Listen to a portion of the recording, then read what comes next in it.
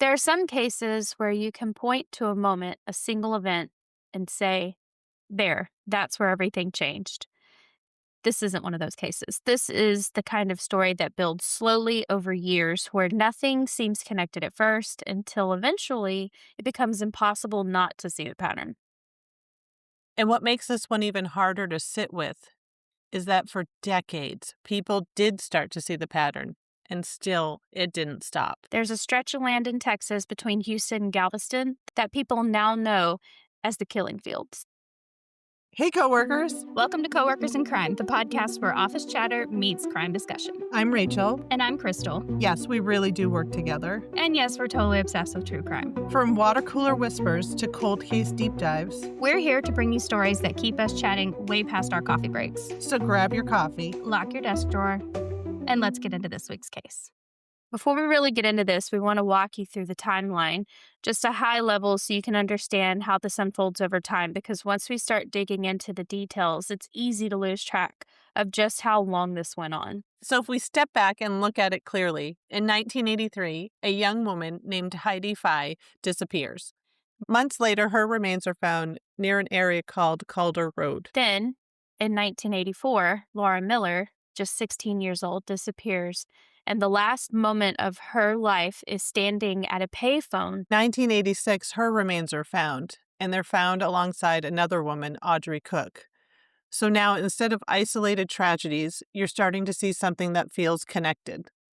And as the years go on, late 80s into the 90s, more victims are linked to that stretch of land. Different ages, different lives, but the same general area. And at some point, investigators begin to ask a question that's honestly hard to even wrap your head around.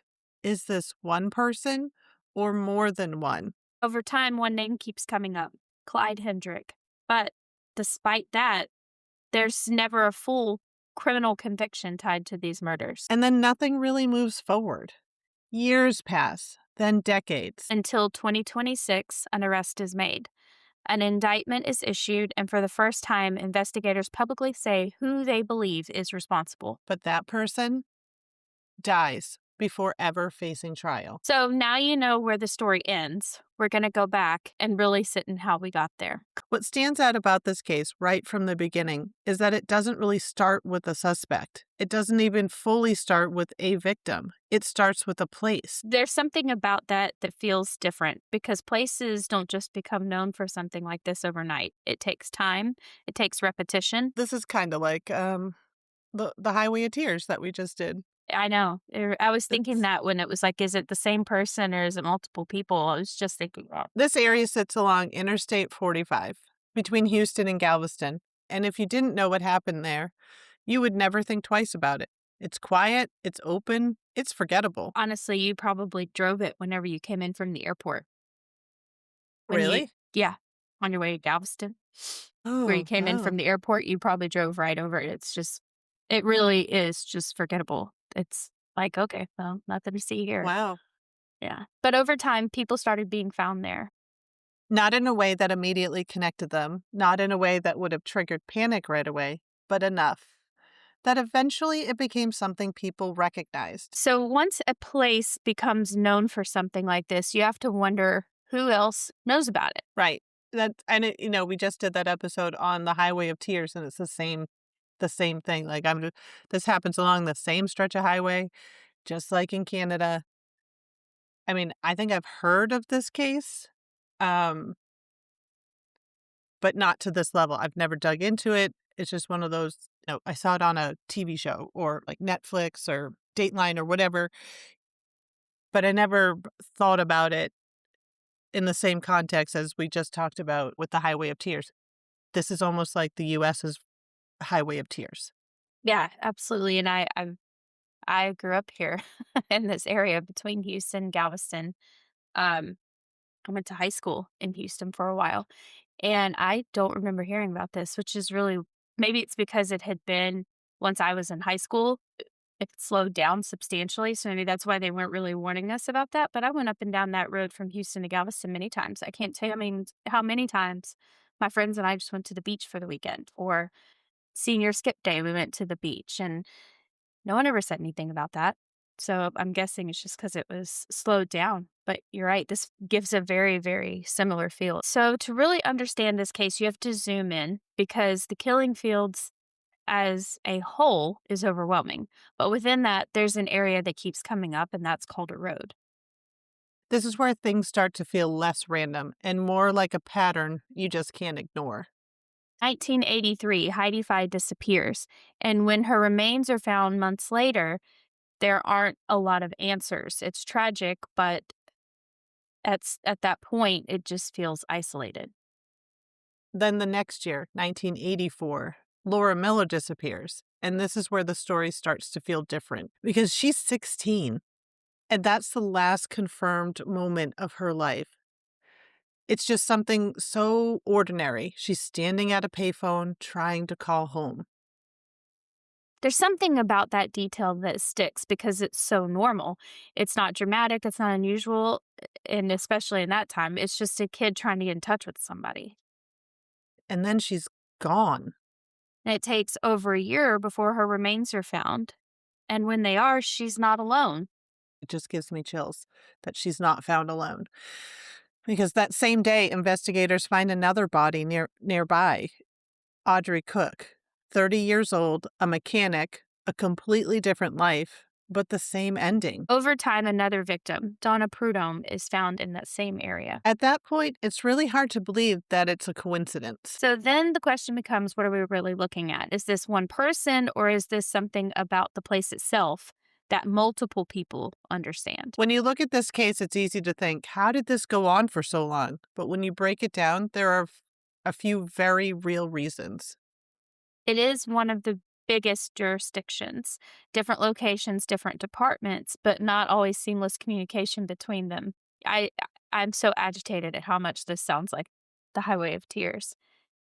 It's so It similar, really just the is. vast area because Texas is a big state, and this area and stretch between that area is, it's got some desolate areas. You can be driving. It takes about from like the southeast Texas corner into Houston, which you pass the way you would get to Galveston. It is quite. Some areas are swampy. Some areas are just a long stretch of highway, and some areas are like you can see little up and coming cities and things because there's money down there and people start buying big lots of land and trying to develop it. So I could see how this would be like, well, no one pays attention over there. And then and then there's DNA, because now we think DNA is something that solves everything. But in the 80s, that just wasn't the case. Yeah, it's more of a that might solve a case someday. So here we are that this evidence might solve a case today. But then it just sat there.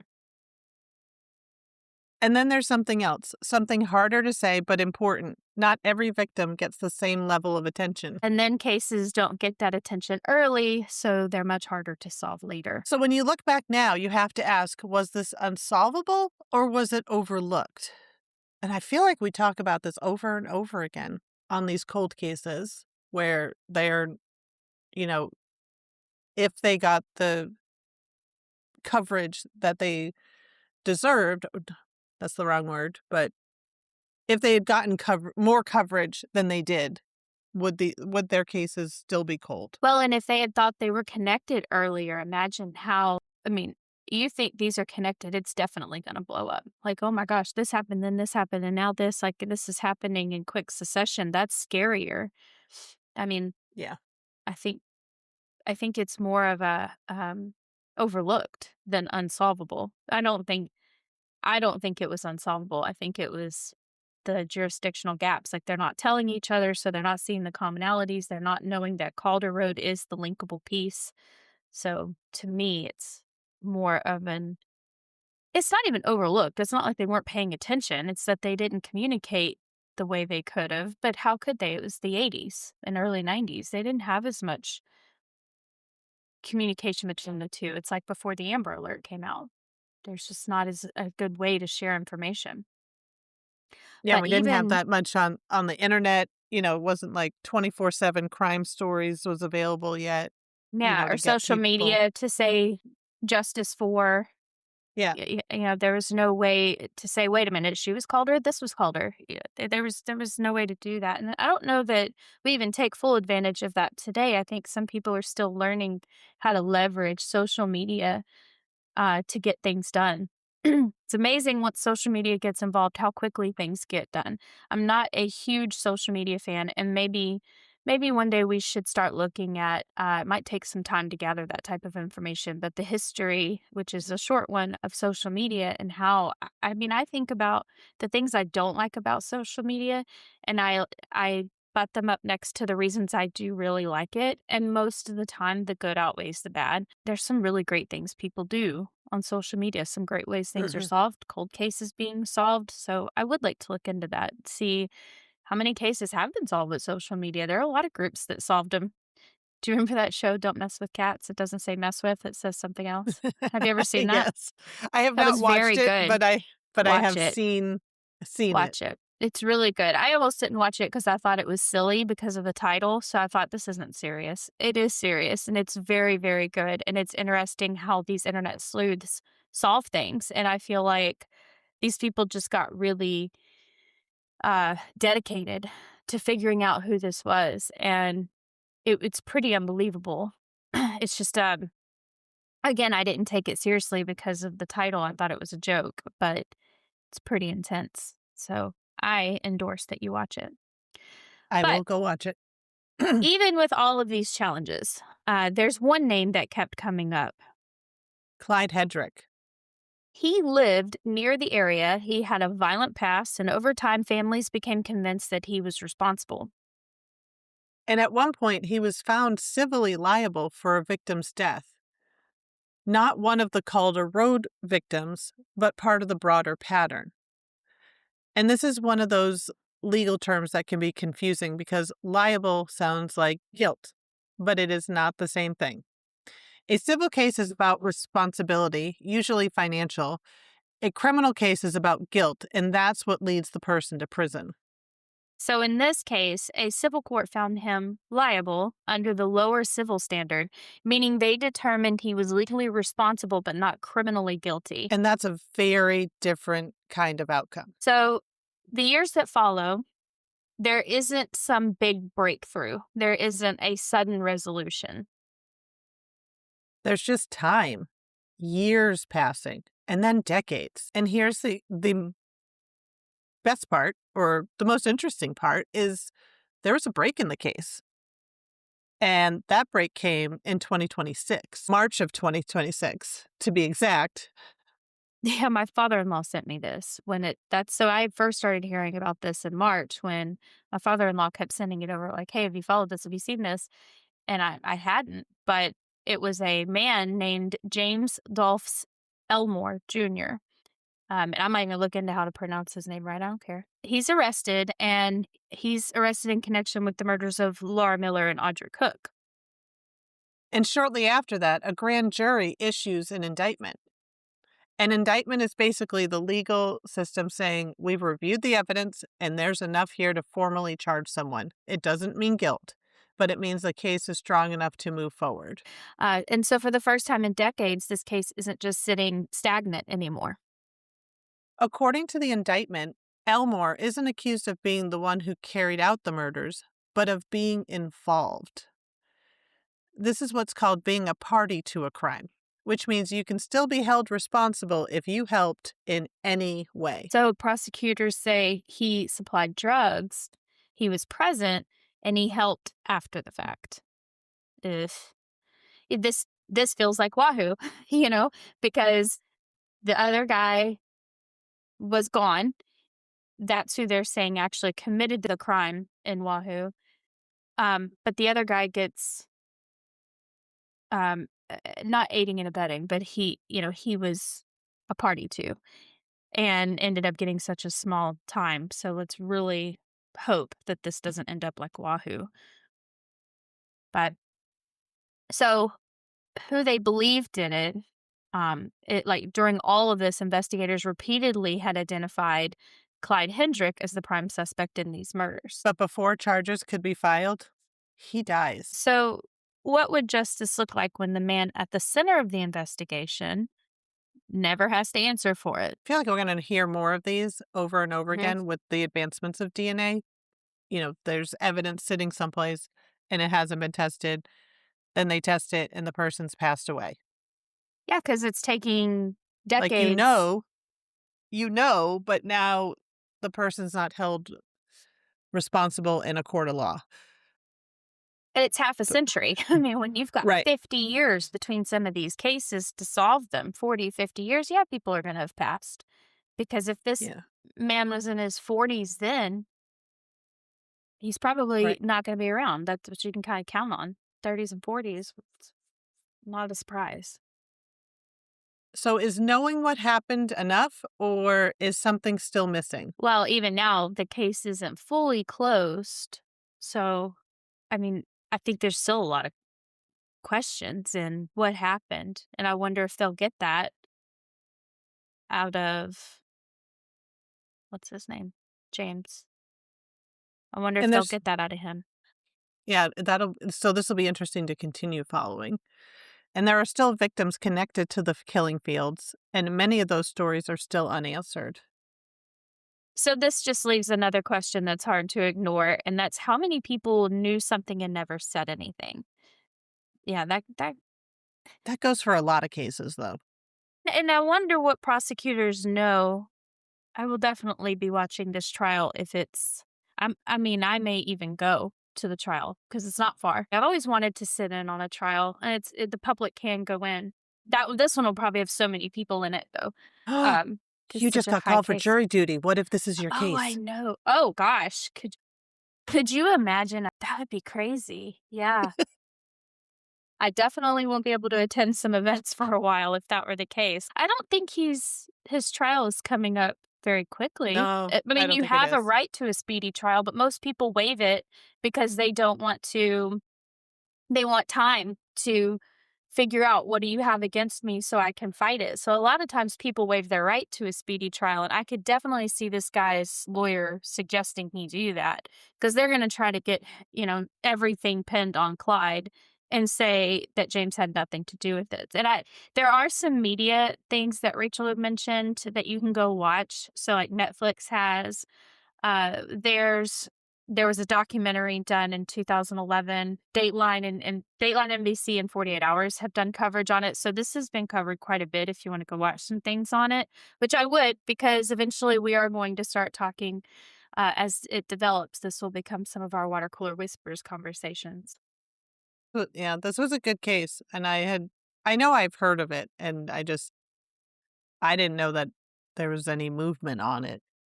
So many cases from, like, the '80s and '90s that you just filed away and didn't Yeah. really think about anymore, and then something happens and you hear about this and you're like, "They're still solving cases." Well, there It's was like probably all those cases that I mean, if I had committed a crime from the '80s or '90s with all the advancements in DNA, I would be a little nervous. By yeah. little, I mean a lot nervous Well, that my case is about to be solved. and you think about like it back then, people knew they were getting away with things, so probably upticked what they did, A lot of times now, if someone gets away with something, I bet they're like, "Okay, I'm just gonna be good now because I got lucky to get away with it." Whereas back then, they were like, "Oh, it's almost encouraging, just keep going because they're not gonna find you or catch you," So maybe But that it is aside from having suspects in this case, it is weird how eerily similar it is to the Highway of Tears. it is. We have our And the fact own. that we just covered that one and then this case, we covered this one, Well, so especially because at the time we were talking about Highway of Tears, I didn't know a whole lot about this one. I knew about the killing fields. I knew that they had finally caught somebody, but I hadn't really broken down the fact that it was along that 45 stretch and Calder Road. So, like, I hadn't really connected something I do wanna see 'cause, um, I'm curious so about that Calder interesting Road fact. connection, like, is it because all of the women lived on Calder Road, or what's the connection of Calder Road that you know what I mean? Like, they said they Well, didn't catch it first. how far is Calder Road from 45? It's not far, but it goes into 45, but so was he taking them from Calder Road and then dumping them on 45? Okay. Um, so Calder Road is a quiet, wooded stretch in League City. So League City is a part of Houston. But in the 70s and 80s, it became known as the dumping grounds for multiple murder victims. Remote, overgrown, and barely developed at the time, easily accessible from the major highway. Um, it became one of the earliest focuses in the killing fields. So in 71 to 83, four women were found: Sharon Shaw, Pamela Holland, Cheryl Henry, and Donna Purdom. Their bodies were found within close proximity, similar victim profile, young women or teenagers, and many of them have been missing. So the connection is when people refer to Calder Road, they usually mean that the possible offender was a single killer using the same dumping ground, or multiple killers using the same dumping ground, but they had never been definitively connected for all of those Calder Road murders. But the Calder Road cases are considered part of the larger cluster tied to that 45 corridor because the region saw missing dozens of missing women. Dozens. I didn't know it was dozens. That's just wild. That Yeah. that you like, how do you not c oh, I'm not an investigator, so I guess I won't speculate, but how do you not connect them? It's kinda like in New England, Yeah. there's been lots of, you know, women found, um, in a similar area, and but everything that keeps coming out, these are not connected, these are not connected, and I wonder if it's like the same thing that they were doing down here in Texas, like, just to keep people's Calm. mind at ease, these are not connected, Yeah. and there's just too many to be like, that they're not connected. Well, you look back at there's always, gonna be a spot where I say, "And this connects back to it reminds me of this case." Like, I feel like it's almost a bingo square for us at this point that I'm always like, "Oh, it reminds me of it," but it does. Like, in Idaho, the Idaho 4, they had this, point where the investigation was saying this was a targeted attack. How did they know it was a targeted attack? I'm wondering if that's part of the keep calm kit that police put out that are just like, "Hey, everybody's safe. Don't panic." Mm. Why wouldn't you just put everyone on public lockdown for a minute? I mean, just, "Hey, let's be real careful and not be by ourselves," because I mean, and in this case, it didn't matter. Everybody had done everything the right way, but I don't know. It seems to me when you come out saying these aren't connected or this isn't targeted, or I almost think the opposite. Like, you're just saying that to keep me from panicking. So, I don't Yeah, know. They did the especially when same it's thing. when Go it's ahead. early on in an investigation, because it's like, how do you know? What gave you the clue that it wasn't, that it's not, And and why can't a you mass share outbreak? something broad so we know, like, even if maybe that's enough to keep someone. If I had done it and you're putting out it wasn't targeted, I'd be like, "Oh, they have no idea it's me because Right.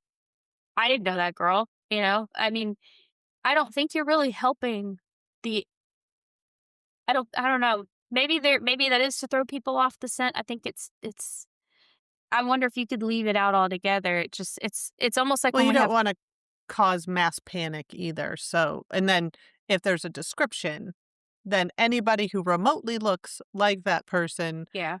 all of a sudden, you don't want, like, a mob mentality attacking somebody, so I think maybe that's why they do it. I don't know.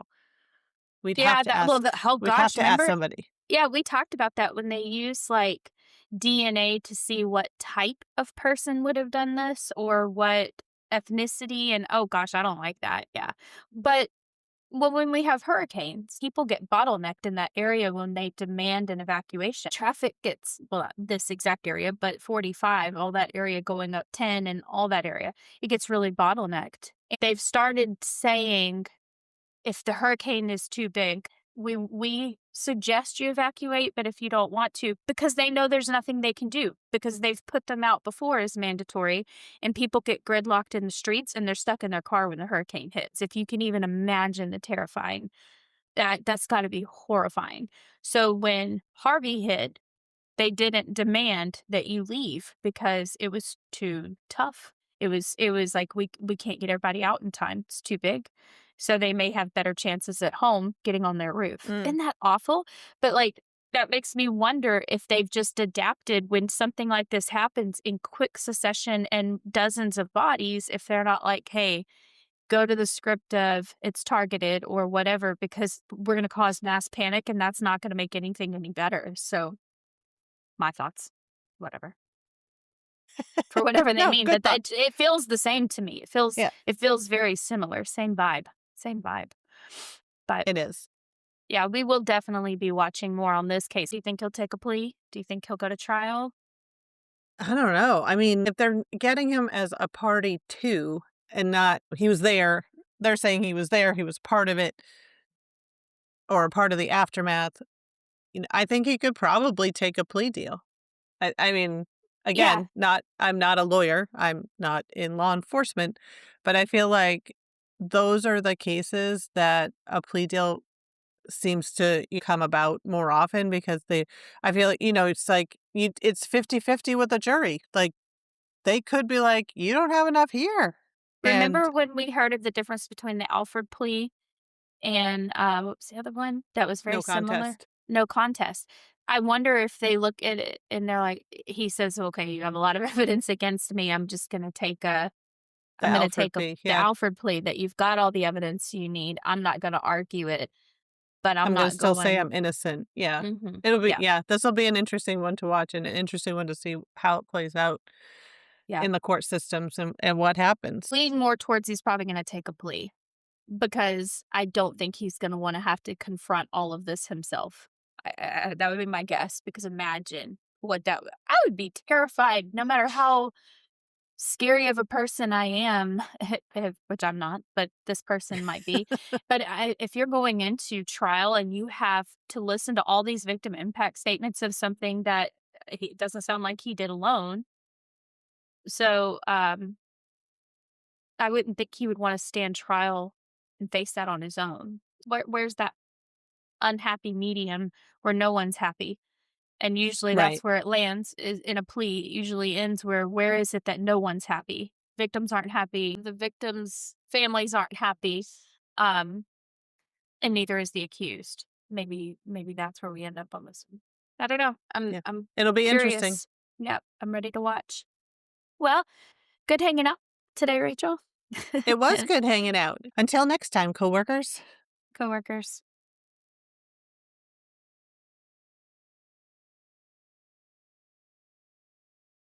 That wraps up this week's episode. Thanks for listening, whether you're at your office, at your home, or somewhere in between. We're glad you're here. Don't forget to subscribe so you never miss an episode. Like what you heard, leave us a review and share it with your coworkers. Got a case you want us to cover or office drama that feels criminal? Send it to us at coworkers.crimepodcast@gmail.com or check the episode notes for all of our social handles. Until next time, coworkers. Stay curious, stay safe, and stay caffeinated.